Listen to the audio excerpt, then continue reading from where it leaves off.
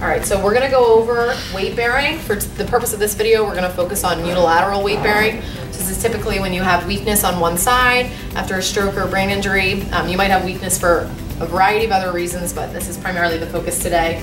Weight bearing has a lot of benefits. It helps promote some proximal stability up here at your shoulder and your shoulder blade. And for some people, it can really calm down some tone in your arm to prepare for another activity.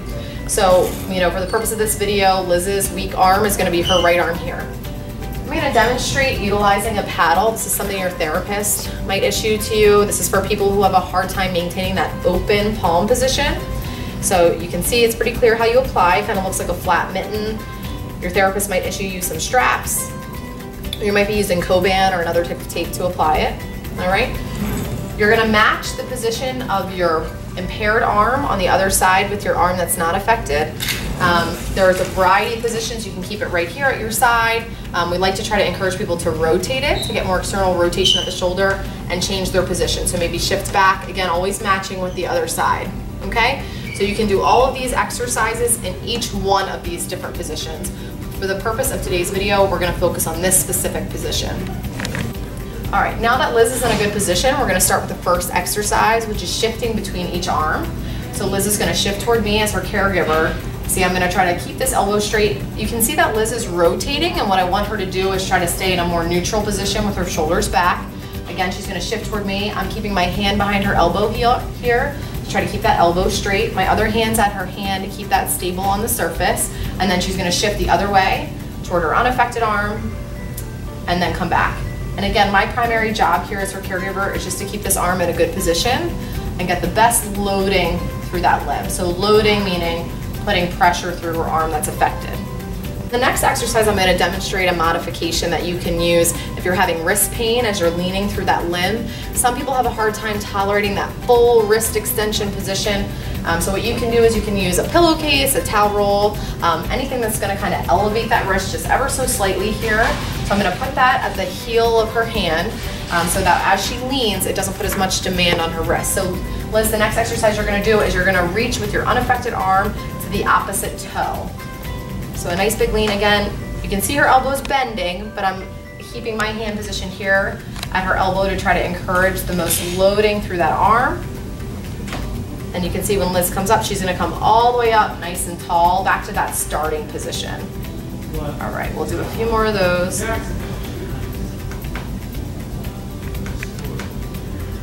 Yeah.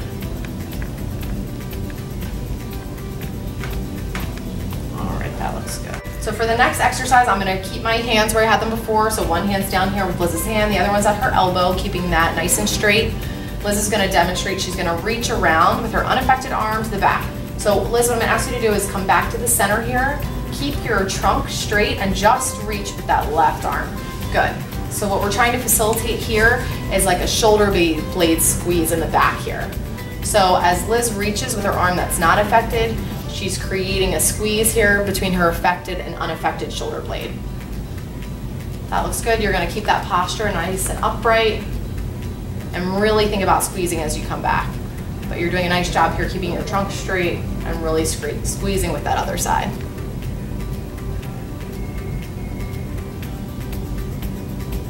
So the last weight bearing exercise we're going to demonstrate is reaching up over your head to the opposite side. So again, my hands are in the same position. Liz is going to take her unaffected arm, in this case her left arm, and reach up and over to the right. There you go. You see how she does that? She's leaning toward me, which is great. That's what I want. I want to see as much loading through that limb as possible. Good. You can use a target, something up high overhead, something that somebody really enjoys reaching for, a bright color, something like that. Anything to kind of help people figure out where you want them to reach, all right? Nice job, Liz. So if you have sufficient balance and your therapist recommends, you can also do some weight bearing in standing. We're going to go over 2 different exercises that you can do in standing here. Again, if you're having a caregiver assist you, they're going to be looking at your hand position and your elbow stability. I might also, here with Liz here, I might actually rotate this a little bit to get a better shoulder position, which we mentioned earlier on. So Liz is going to demonstrate that side-to-side shifting that we showed on the mat. So now doing that in standing. So nice and tall, good posture. and just shifting over that limb.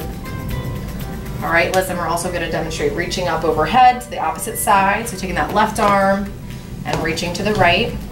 Good. And again, as her caregiver, I'm just making sure she's staying in a good position, making sure she's nice and safe in this position.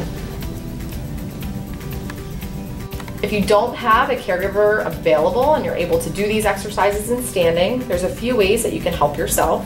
So Liz is going to demonstrate taking your unaffected arm and blocking your elbow on the other side, and then going back to that shifting exercise there.